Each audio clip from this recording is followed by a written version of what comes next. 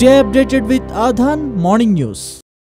నమస్తే, welcome to Aadan morning news కి స్వాగతం. నేను బాపయ్య.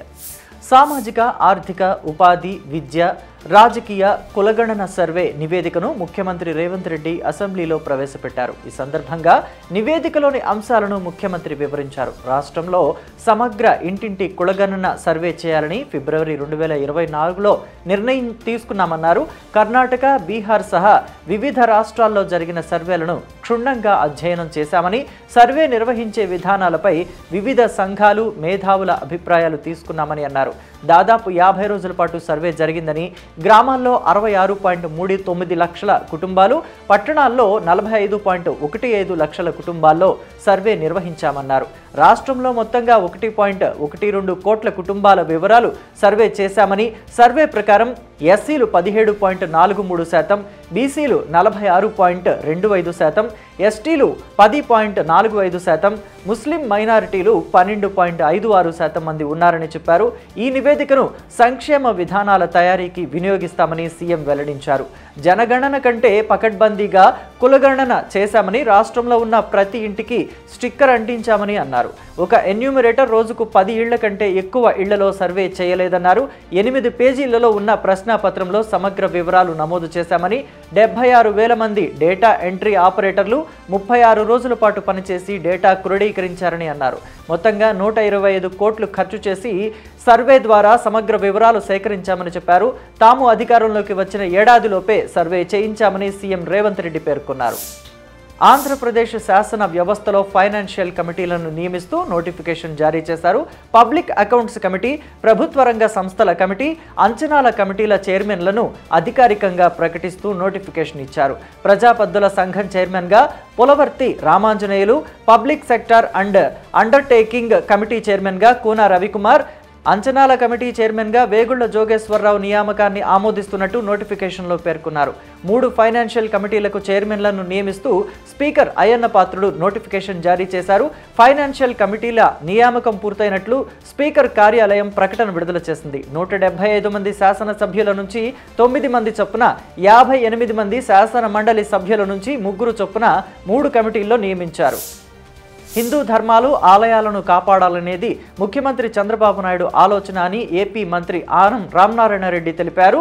హిందువులకు ఆరాధ్య దైవమైన శ్రీ సూర్యనారాయణ స్వామి పండుగే రథసప్తమి అని చెప్పారు. భూప్రపంచానికి సర్వోదయం అనేది వెలుగులు నింపుతాయని, అలాగే సీఎం చంద్రబాబు సూచనతో అరసవెల్లిలోని జరిగే రథసప్తమి వేడుకలను, రాష్ట్రంలో జరిగే వేడుకలను ఈ ఏడాది రాష్ట్ర పండుగగా గుర్తించామని అన్నారు. అరసవెల్లిలో జరిగే వేడుకల్లో సీఎం చంద్రబాబు పట్టు వస్త్రాలు సమర్పించాల్సి ఉందని, కానీ ఎన్నికల కోడ్ వల్ల అధికారులనే పట్టు వస్త్రాలు సమర్పించాల్సిందిగా ఆదేశాలిచ్చామని మంత్రి ఆనం రామనారాయణ రెడ్డి గుర్తు చేశారు. రాష్ట్రంలో పలు ఆలయాల పునర్నిర్మాణానికి నిధులు కేటాయింపులు జరుగుతున్నాయని అన్నారు. నెల్లూరు జిల్లాలో 18 ఆలయాల పునర్నిర్మాణాలకు 38 కోట్ల రూపాయల నిధులు విడుదల చేశామని ప్రకటించారు. మహాశివరాత్రి రోజున శ్రీశైలం, మహానంది, శ్రీకాళహస్తి, ద్రాక్షారామంలో భక్తుల కోసం ప్రత్యేక ఏర్పాట్లు చేస్తామన్నారు. మూలాపేట శివాలయం అభివృద్ధికి మంత్రి నారాయణతో కలిసి ప్రణాళిక రూపొందిస్తామని చెప్పారు. ఏపీలో రాతి కట్టడాలకు జగన్ ప్రభుత్వంలో రంగులు వేయటం వల్ల పవిత్రతను కోల్పోయాయని తెలిపారు. ఆ రంగులు తొలగించి వాటిని కాపాడతామన్నారు. చరిత్ర, పవిత్రతను భవిష్యత్తు తరాలకు అందిస్తామని చెప్పారు. అందుకు ఎన్ని నిధులైనా ఖర్చు చేస్తామన్నారు. భక్తులు తమ ప్రభుత్వానికి అండగా ఉన్నారని ఆనం రామనారాయణ రెడ్డి పేర్కొన్నారు. కులగణన సర్వేపై తెలంగాణ అసెంబ్లీలో చర్చ జరిగింది. ప్రతిపక్ష ఎమ్మెల్యేలు చేసిన ఆరోపణలను ముఖ్యమంత్రి రేవంత్ రెడ్డి సమర్థవంతంగా తిప్పికొట్టారు. బీఆర్ఎస్ నేతలు సర్వేలో ఎందుకు పాల్గొనలేదని నిలదీశారు. కులగణన సర్వేలో 50 రోజులు జరిగితే మాజీ సీఎం కేసీఆర్, మాజీ మంత్రులు కేటీఆర్, హరీష్ రావు, ఎమ్మెల్యేలు Padmarao, Palla Rajeshwar Reddy, MLC Pochampally Srinivasareddy, Mahbub Nagar BJP MP DK Aruna సర్వేలో పాల్గొనలేదన్నారు. సర్వేలో భూమి వివరాలు చెప్పాలని ఫామ్లో ఒక కాలం ఉంటే కేసీఆర్, కేటీఆర్, హరీష్ రావు ఎవరూ సమాచారం ఇవ్వలేదన్నారు. 3.54 కోట్ల మంది సర్వేలో పాల్గొంటే ఎమ్మెల్యేలు, ఎంపీలు అందరూ భూముల వివరాలు ఇచ్చారని, కానీ భూముల వివరాలు అడగగానే కేసీఆర్, కేటీఆర్, హరీష్ రావు భయపడి సర్వేలో పాల్గొనలేదని అన్నారు. గత ప్రభుత్వం సమగ్ర సర్వే నివేదికను ఎందుకు బయట పెట్టలేదని నిలదీశారు. స్థానిక సంస్థల ఎన్నికల్లో బీసీలకు 42% సీట్లు ఇస్తామని, రాజకీయాలకు బీసీలకు తాము 42% రిజర్వేషన్లు కల్పిస్తామని వెల్లడించారు. ఈ మేరకు పీసీసీ అధ్యక్షుడి నుంచి మాట తీసుకున్నారని, అన్ని పార్టీలు బీసీలకు 42% సీట్లు ఇవ్వాలని డిమాండ్ చేశారు. కులగణన సర్వే డేటాను సంక్షేమ పథకాల విధానాల తయారీకి వాడతామని చెప్పారు. 1931 నుంచి ప్రతి 10 ఏళ్లకు ఒకసారి జనగణన చేపట్టారని, 2014లో నరేంద్ర మోదీ ప్రధాని అయిన తర్వాత ఇప్పటి వరకు జనగణన జరగలేదని చెప్పారు. 2021 నుంచి ఇప్పటి వరకు సర్వే చేయకుండా వదిలేశారని మండిపడ్డారు. బలహీన వర్గాలకు వారి హక్కులు ఇవ్వడం బీజేపీకి ఇష్టం లేదన్నారు. ప్రధాని మోదీ బలహీన వర్గాలకు ఏదైనా సాయం చేయాలనుకుంటే 2021లో లెక్కించాల్సిన జనాభాను ఇంతవరకు ఎందుకు చేయలేదో చెప్పాలని రేవంత్ రెడ్డి ప్రశ్నించారు. ముఖ్యమంత్రి చంద్రబాబు నాయుడు నిర్లక్ష్యం వల్లనే శ్రీకాకుళం జిల్లాకి పెట్రోకెమికల్ కాంప్లెక్స్ రాకుండా పోయిందని మాజీ మంత్రి సీదిరి అప్పలరాజు ఆరోపించారు. జిల్లాకు మంత్రి ఉండి కూడా పట్టించుకోలేదని ఆగ్రహం వ్యక్తం చేశారు. పెట్రోకెమికల్ కాంప్లెక్స్ ఏర్పాటుకు అవసరమైన భూమి కూడా శ్రీకాకుళం జిల్లాలో అందుబాటులో ఉందని అన్నారు. ఆంధ్రప్రదేశ్కి బడ్జెట్లో అన్యాయం జరిగినా ముఖ్యమంత్రి మిన్నకున్నారని సీదిరి అప్పలరాజు మండిపడ్డారు. అరసవెల్లి సూర్యనారాయణ స్వామి రథసప్తమి సందర్భంగా కుటుంబంతో కలిసి స్వామివారిని దర్శించుకున్నారు. కూటమి ప్రభుత్వానికి మంచి బుద్ధిని ప్రసాదించాలని ఆదిత్యనాథుడిని కోరుకున్నారని సీదిరి అప్పలరాజు ఎద్దేవా చేశారు.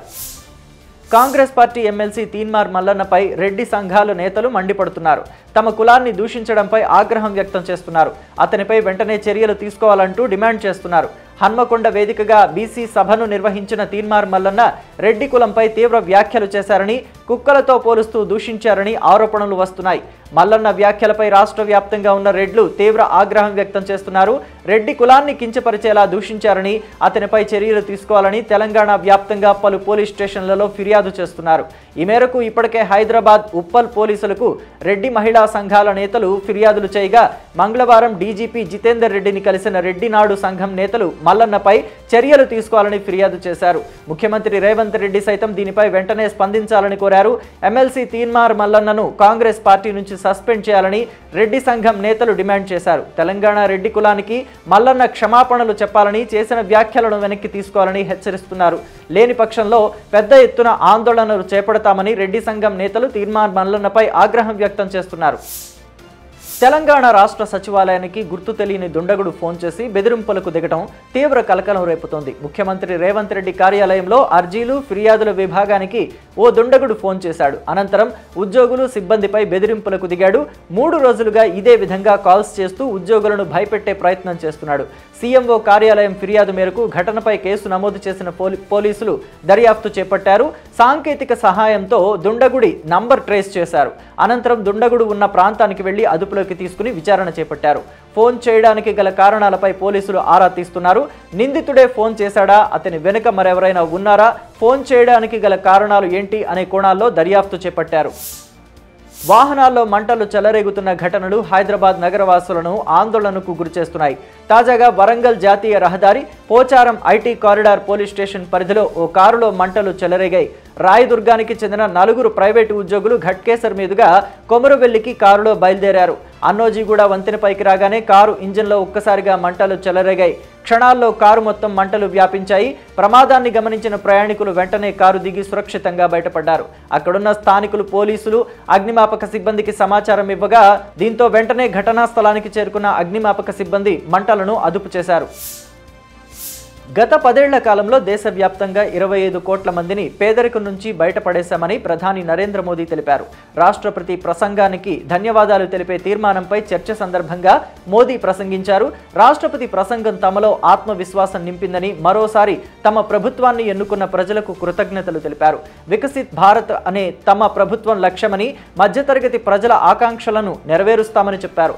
గత ప్రభుత్వాలు గరీబీ హటావో అనే నినాదాలు మాత్రమే చేశాయని, కొందరు నేతలు బంగ్లాలు కట్టుకోవడంపై దృష్టి సారించారని ఎద్దేవా చేశారు. తాము మాత్రం ప్రతి ఇంటిని నల్లా నీరు ఇవ్వటంపై దృష్టి పెట్టామని, దేశంలో పేదల కోసం 12 కోట్లకు పైగా మరుగుదొడ్లు కట్టించామని చెప్పారు.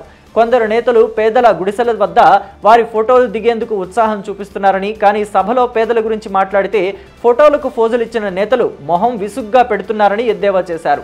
ఢిల్లీ నుంచి రూపాయి పంపితే గ్రామాలకు 16 పైసలే చేరుతోందని గతంలో ఓ ప్రధాని వాపోయారని, అప్పట్లో ఢిల్లీ నుంచి గల్లీ వరకు ఒకే ప్రభుత్వం ఉన్నా అదే పరిస్థితి ఉండేదన్నారు. కానీ ఇప్పుడు ఢిల్లీ నుంచి రూపాయి పంపితే గ్రామానికి రూపాయి అందుతోందని, నగదు బదిలీ ద్వారా నేరుగా ప్రజలకే ఇప్పుడు సొమ్ము అందుతోందని చెప్పారు. కొత్త పన్ను విధానాన్ని మరింత ఆకర్షణీయంగా తీర్చిదిద్దిన నేపథ్యంలో పాత పన్ను విధానాన్ని రద్దు చేస్తారన్న ప్రచారం మరోసారి ఊపందుకుంది.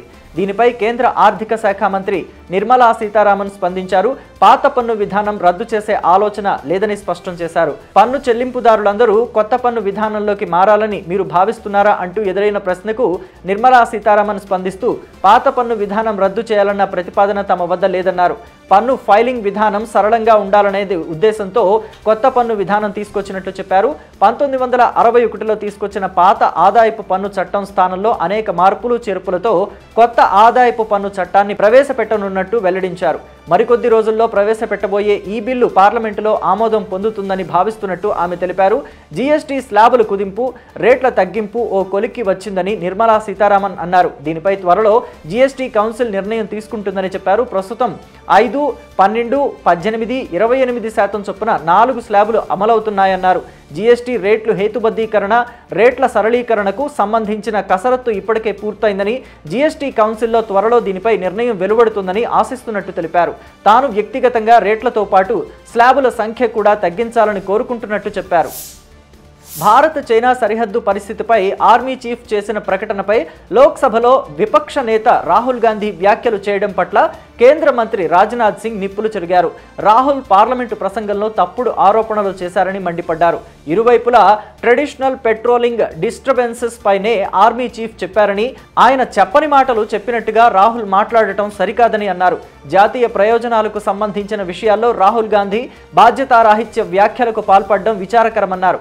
భారత భూభాగం ఏదైనా చైనా చేతిలోకి వెళ్ళిందంటే అది ఆక్సాన్చిన్లోని 38,000 చదరపు కిలోమీటర్ల భూభాగం మాత్రమేనని చెప్పారు. 1962 యుద్ధం తర్వాత ఇది జరిగిందని, 1963లో పాకిస్తాన్ చట్ట విరుద్ధంగా చైనాకు 5,180 చదరపు కిలోమీటర్ల భూమిని ధారాదత్తం చేసిందని గుర్తు చేశారు. చరిత్రపై రాహుల్ అవగాహన పెంచుకోవాలని రాజ్నాథ్ సింగ్ హితవు పలికారు. బీజేపీ ముందు కేంద్రం ఎన్నికల సంఘం లొంగిపోయిందంటూ ఆప్ జాతీయ కన్వీనర్ మాజీ సీఎం అరవింద్ కేజ్రీవాల్ ఆరోపణలు గుప్పించారు. ఈ ఆరోపణలపై కేంద్ర ఎన్నికల సంఘం తనదైన శైలిలో మంగళవారం తన ఎక్స్ ఖాతా వేదికగా స్పందించింది. ఢిల్లీ ఎన్నికల్లో ఎన్నికల సంఘాన్ని దుర్వినియోగం చేస్తున్నారంటూ తరచూ ఆరోపణలు గుప్పిస్తున్నారని, ఇలాంటి దురాశలకు ఎన్నికల సంఘం లొంగదని స్పష్టం చేశారు. ఈ ఎన్నికల్లో ఈసీఈని ఒకే సభ్య సంస్థగా భావించి ఉద్దేశపూర్వకంగా ఒత్తిడి తెచ్చే వ్యూహాలను సైతం గమనించామన్నారు. ఈ నేపథ్యంలో వివేకంతో వ్యవహరించాలని నిర్ణయించినట్లు ఈసీఈ తెలిపింది. ఎక్కడ ఆమ్ ఆద్మీ పేరు గానీ కేజ్రీవాల్ పేరు గానీ లేకుండా కేంద్ర ఎన్నికల సంఘం స్పందించింది. ఈ ఎన్నికల వేళ రాజకీయ పార్టీలతో పాటు అభ్యర్థులు లేవనెత్తిన సమస్యలపై 1.5 లక్షల మంది అధికారులు చర్యలు తీసుకుంటున్నారని వివరించింది. వారంతా న్యాయబద్ధంగా ఎక్కడ పక్షపాతం లేకుండా స్టాండర్డ్ ఆపరేటింగ్ ప్రొసీజర్ ద్వారా నిష్పక్షపాతంగా పనిచేస్తున్నారని ఈసీఐ స్పష్టం చేసింది. మహాకుంభమేళాలో ఇటీవల జరిగిన తొక్కిసలాట ఘటనలో మృతుల లెక్కలను దాచిపెడుతున్నారని Samajwadi party chief MP Akhilesh Yadav BJP ప్రభుత్వంపై ఆరోపణలు గుప్పించారు. తొక్కిసలాటలో చనిపోయిన వారి అసలైన లెక్కలను బయటపెట్టాలని డిమాండ్ చేశారు. రాష్ట్రపతి బడ్జెట్ ప్రసంగానికి ధన్యవాదాలు తెలిపేందుకు లోక్సభలో మంగళవారం నాడు జరిగిన చర్చలో అఖిలేష్ యాదవ్ మాట్లాడుతూ మహాకుంభ్ ఏర్పాట్లపై మాట్లాడడానికి బదులుగా ఈ ఈవెంట్ను ప్రచారం చేసుకునేందుకు ఉత్తరప్రదేశ్ ప్రభుత్వం బిజీగా ఉందన్నారు. 100 కోట్లకు పైగా భక్తులకు అవసరమైన ఏర్పాట్లు చేశామని బీజేపీ ప్రభుత్వం చెబుతున్నప్పటికీ అమృత్ స్నాన్ సకాలంలో నిర్వహించడంలో విఫలమైందని, తొలిసారి అమృత్ స్నాన్ సంప్రదాయం దెబ్బతిందని అన్నారు. మహాకుంభలో జరిగిన తొక్కిసలాట దుర్ఘటనపై అఖిలపక్ష సమావేశం ఏర్పాటు చేయాలని, అసలు లెక్కల్ని ప్రభుత్వం తొక్కి పెడుతోందని అఖిలేష్ యాదవ్ అన్నారు. సాక్ష్యాలను ధ్వంసం చేసేందుకు జేసీలను ప్రభుత్వం ఉపయోగించిందని ఆరోపించారు. మహాకుంభ యాత్రకు వచ్చిన కుటుంబాలకు తమ ప్రియతములను కోల్పోయిన మృతదేహాలతో వెనక్కి వెళ్లాల్సి వచ్చిందన్నారు. ప్రధాని, రాష్ట్రపతి సంతాపం తెలిపిన తరువాత 17 గంటలకు ఉత్తరప్రదేశ్ ముఖ్యమంత్రి సంతాపం తెలిపారని, ఘటన జరిగినట్టు అంగీకరించారని అన్నారు. చంద్రుడిపై అన్వేషణ రేసులో చైనా దూసుకువెళుతోంది. అక్కడ దక్షిణ ధ్రువంపైకి నీటి అన్వేషణ కోసం స్మార్ట్ రోబోటిక్ ఫ్లయర్ డిటెక్టర్ను పంపేందుకు ఏర్పాట్లు చేస్తోంది. బీజింగ్కి చెందిన లూనార్ మిషన్లు భవిష్యత్తులో అక్కడ రీసెర్చ్ స్టేషన్లను ఏర్పాటు చేయడం కోసం అవసరమైన క్షేత్రస్థాయి సమాచారాన్ని సేకరిస్తున్నారు. 2026లో చేపట్టనున్న చాంగే 7 మిషన్లో ఈ ఫ్లయింగ్ రోబో డిటెక్టర్తో పాటు భాగం కానుంది. దీంతో పాటు ఓ ఆర్బిటర్, ల్యాండర్, రోవర్ను పంపనుంది. ఈ యాత్రలో జాబిల్లిపై గడ్డకట్టిన మంచు, అది ప్రయాణించిన మార్గాలను స్పష్టంగా గుర్తించడమే దీని లక్ష్యం. ఇక ఈ మిషన్ దక్షిణ ధ్రువంపై ల్యాండ్ కావటం దాని సామర్థ్యాన్ని తెలియజేస్తుంది. ఈ ప్రాజెక్టు డిప్యూటీ చీఫ్ డిజైనర్గా వ్యవహరిస్తున్న టాంగా యూహు మాట్లాడుతూ, చంద్రుడిపై గడ్డకట్టిన నీటిని విజయవంతంగా గుర్తించగలిగితే భూమిపై నుంచి అక్కడి నీటిని తరలించాల్సిన సమయం, ఖరీదును గణనీయంగా తగ్గిస్తుందన్నారు. దీంతో మానవ సామర్థ్యాన్ని అక్కడ ఏర్పాటు చేయటం సాధ్యమవుతుందని, చంద్రుడి తర్వాత అంగారకుడిపై అన్వేషణను సులువుగా చేస్తుందని పేర్కొన్నారు. ఇక స్మార్ట్ రోబో కఠినమైన ప్రదేశాల వద్ద కూడా ల్యాండ్ కాగలదని, మనిషి ఎత్తైన ప్రదేశం నుంచి దూకితే ఎలా కాళ్లను కొంచెం మడత పెడతారో ఇది కూడా అలాగే చేస్తుందని వెల్లడించారు. ప్రముఖ ఏఐ మోడల్ చాట్ జీపీటీ రాజకీయ పక్షపాతం చూపుతోందన్న విమర్శలు వెల్లువెత్తాయి. లెఫ్ట్ భావజాలానికి అనుగుణంగా ఇది ఉంటోందని, కన్జర్వేటివ్ల నిర్లక్ష్యం చేస్తోందని ఆరోపణలున్నాయి. వీటికి టెక్ దిగ్గజం డోజ్ అధిపతి ఎలాన్ మస్క్ కూడా మద్దతు పలికారు. చాట్ జీపీటీ కథనానికి సంబంధించి ఓ ఎక్స్ పోస్టును ఆయన రీపోస్టు చేస్తూ ఫార్ లెఫ్ట్ అని పోస్టు చేశారు. చాట్ జీపీటీ పూర్తిగా వామపక్ష భావజాలం వైపు మొగ్గు చూపి పనిచేస్తోందని పరిశోధన చెబుతోందని సైటల్ డైలీ కథనం వెలువరించింది. అయితే నియంత్రణ సంస్థలు ఏఐ టూల్స్ పారదర్శకంగా ఉండేలాగా జాగ్రత్తలు తీసుకోవాలని చెబుతున్నారు. యూనివర్సిటీ ఆఫ్ ఆంగ్లియన్ నిర్వహించిన పరిశోధనల్లో ఇది ప్రజల విశ్వాసానికి, ప్రజాస్వామ్య విలువలకు ముప్పుగా ఉంటుందని పేర్కొన్నారు. బ్రెజిల్లోని మరో సంస్థతో కలిసి నిర్వహించిన పరిశోధనల్లో ఈ విషయం తేలింది. Chat GPT text image generation రెండు వామపక్ష భావజాలానికి అనుగుణంగా ఉన్నట్లు పేర్కొంది. విద్య, జర్నలిజం, విద్య, పాలసీ మేకింగ్ వంటి వాటిల్లో కృత్రిమ మేధ కీలక పాత్ర పోషిస్తోంది. ఈ నేపథ్యంలో నియంత్రణ సంస్థలు సామాజిక విలువలు, ప్రజాస్వామ్య నిబంధనలు కాపాడేట్లు చూసుకోవాలని కోరింది.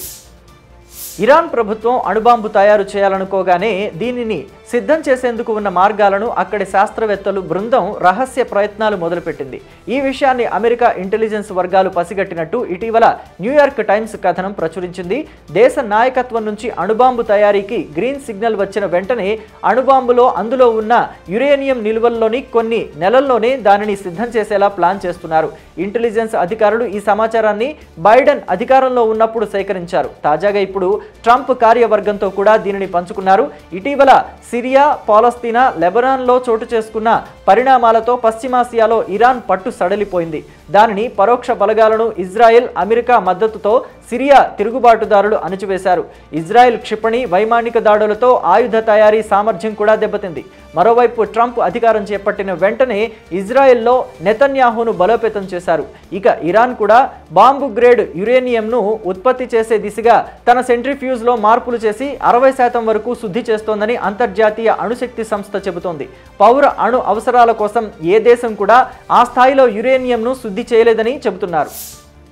టీమిండియా యువ బ్యాటర్ అభిషేక్ శర్మపై మాజీ స్పిన్నర్ హర్భజన్ సింగ్ ప్రశంసల వర్షం కురిపించాడు. అభిషేక్ను త్వరలో టెస్టుల్లో చూస్తామని, అతడి రూపంలో టీమిండియాకు మరో వీరేంద్ర సెహవాగ్ దొరికాడని భజ్జీ పేర్కొన్నాడు.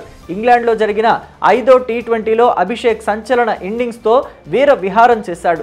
ఎడాపెడా సిక్సులు బాదుతూ 17 బంతుల్లో హాఫ్ సెంచరీ, 35 బంతుల్లోనే 3 అంకెల స్కోర్ను అందుకున్నాడు. ఈ క్రమంలోనే టీ20లో భారత తరపున అత్యధిక సిక్సులు, అత్యధిక వ్యక్తిగత స్కోరు చేసిన ఆటగాడిగా రికార్డు సృష్టించాడు. ఈ నేపథ్యంలో పంజాబ్ బ్యాటర్పై ప్రశంసల వర్షం కురుస్తోంది. అభిషేక్ శర్మను త్వరలో మనం టెస్టు జట్టులో చూస్తామని, అతను టెస్టుల్లో కూడా దూకుడుగా ఆడగలడని హర్భజన్ సింగ్ చెప్పుకొచ్చాడు.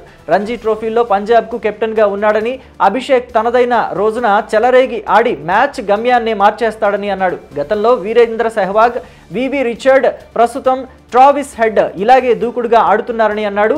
ఇలాంటి ప్లేయర్స్ ఆటను ముందుకు తీసుకువెళ్తారని, త్వరలో అభిషేక్కు టెస్ట్ క్రికెట్లో అవకాశం దక్కనుందని పేర్కొన్నాడు. టెస్టుల్లో విధ్వంసకర ఆట తీరుతో మ్యాచ్ని ప్రత్యర్థి చేతుల్లో నుంచి లాగేసుకునే సెహవాగ్ లాంటి మరో క్రికెటర్ ఎల్లప్పుడూ అవసరమేనన్నాడు. అలాంటి సత్తా అభిషేక్ శర్మకు ఉందని హర్భజన్ వివరించాడు. ప్రతిష్టాత్మక ఐసీసీ ఛాంపియన్స్ ట్రోఫీ ఆరంభానికి సమయం దగ్గర పడుతోంది. ఫిబ్రవరి 19వ తేదీ నుంచి ఈ మెగా టోర్నీ ప్రారంభం కానుంది. ఇప్పటికే అన్ని దేశాలు తమ జట్లను ప్రకటించాయి. ఫిబ్రవరి 11 వరకు టీంలలో మార్పులు చేర్పులు చోటు చేసుకోవడానికి ఛాన్స్ ఇచ్చారు. మరోవైపు ఈ టోర్నీలో భారత్ మ్యాచ్లన్నీ దుబాయ్లో జరగనున్నాయి. ఫిబ్రవరి 20న బంగ్లాదేశ్, 23న పాకిస్తాన్, మార్చి 2న న్యూజిలాండ్తో భారత్ తలపడనుంది. భారత్ ముందంజ వేసే తొలి సెమీఫైనల్ కూడా దుబాయ్లోనే జరగనుంది. ఇక ఈ క్రమంలో భారత మ్యాచ్లకు సంబంధించిన టికెట్లను సోమవారం ఆన్లైన్లో అందుబాటులో ఉంచారు. సాధారణ స్టాండ్ టికెట్ ప్రారంభం ధర UAE 125 దిరంలుగా నిర్ణయించారు. టీమిండియా ఆడే మ్యాచ్ల టికెట్లన్నీ హాట్ కేకుల్లా నిమిషాల్లోనే అమ్ముడుపోయాయి. టికెట్స్ దక్కించుకున్న వారు ఆనందం వ్యక్తం చేయగా దక్కని వారు నిరాశ చెందారు. తమ పెళ్లి ప్లానింగ్ విషయంలో క్రెడిట్ అంతా శోభితదేనని కొనియాడాడు నాగచైతన్య. ఆమె తెలుగు నేటివిటీ అంటే ఇష్టమని, తన కొత్త సినిమా తండేల్ ప్రచారంలో తీరిక లేకుండా ఉన్న చైతుకి మీడియా నుండి కొన్ని ప్రశ్నలు ఎదురయ్యాయి. వాటిలో శోభిత గురించి కూడా కొన్ని ప్రశ్నలు ఉన్నాయి. అయితే చై శోభిత గురించి మాట్లాడుతూ కొన్ని ఆసక్తికర విషయాలు పంచుకున్నాడు. మన సంస్కృతి సాంప్రదాయాలను శోభిత ఫాలో అవుతుందని, వారి వెడ్డింగ్కు సంబంధించిన ప్రతిదీ ఆమె డిజైన్ చేసిందని చెప్పాడు. కుటుంబంతో కలిసి ఆనందించిన క్షణాలు ఎప్పటికీ పదిలమేనని అన్నాడు చైతు. ఇక తండేల్ గురించి మాట్లాడుతూ ఈ సినిమా చాలా సహజంగా ఉంటుందని, కొత్త ప్రపంచాన్ని పరిచయం చేస్తుందని చెప్పాడు.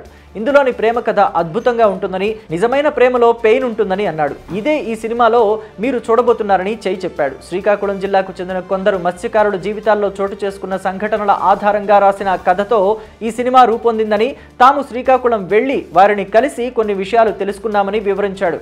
తన దృష్టిలో వారే రియల్ హీరోలని, జాలర్ల కష్టాలు, వారి జీవన విధానం గురించి ప్రేక్షకులకు చూపించబోతున్నామని పేర్కొన్నాడు. హీరోయిన్ పూజా హెగ్డే గత ఏడాది ఏ సినిమాలోనూ కనిపించలేదు. ఆ లోటు భర్తీ చేసేలా ప్రస్తుతం వరుస సినిమాలతో, వరుస షూటింగులతో బిజీగా ఉన్నారు. షాహిద్ కపూర్ సరసన ఆమె నటించిన బాలీవుడ్ మూవీ దేవా జనవరి 31న విడుదల కాగా మరికొన్ని సినిమాలు నిర్మాణ దశలో ఉన్నాయి. దేవా ప్రమోషన్స్ కోసం ఓ స్పెషల్ ఇంటర్వ్యూలో పాల్గొని వాటి గురించి ఆసక్తికర విషయాలు పంచుకుంది ఈ పొడుక్కాళ్ల సుందరి. ప్రస్తుతం పూజ హీరో సూర్య సరసన రెట్రో అనే సినిమాలో నటిస్తోంది. ఇందులో తనది విభిన్నమైన పాత్ర అంటోంది ఈ చిన్నది. ఈ రోల్ తనకు దక్కడానికి కారణం గతంలో తాను నటించిన రాధేశ్యామ్ చిత్రమని చెబుతోంది. దర్శకుడు కార్తిక్ సుబ్బరాజుకు అందులోని తన ఎమోషనల్ సీన్స్ నచ్చడం వల్లే రెట్రోలో బుక్ చేసుకున్నారట. ఇక రెట్రో కూడా ఎమోషనల్ సీన్స్ ఎక్కువగా ఉండటంతో తనను హీరోయిన్గా ఎంపిక చేశారని చెబుతోంది. ప్రేమ, వినోదం, యాక్షన్ అంశాలతో నిండిన ఈ సినిమాలో సూర్య మునుపెన్నడూ చూడని పవర్ఫుల్ లుక్లో కనిపించనున్నారు. మే 1న ఈ సినిమా విడుదల కానుంది. ఇవి morning news. Stay tune to ఆధాన్.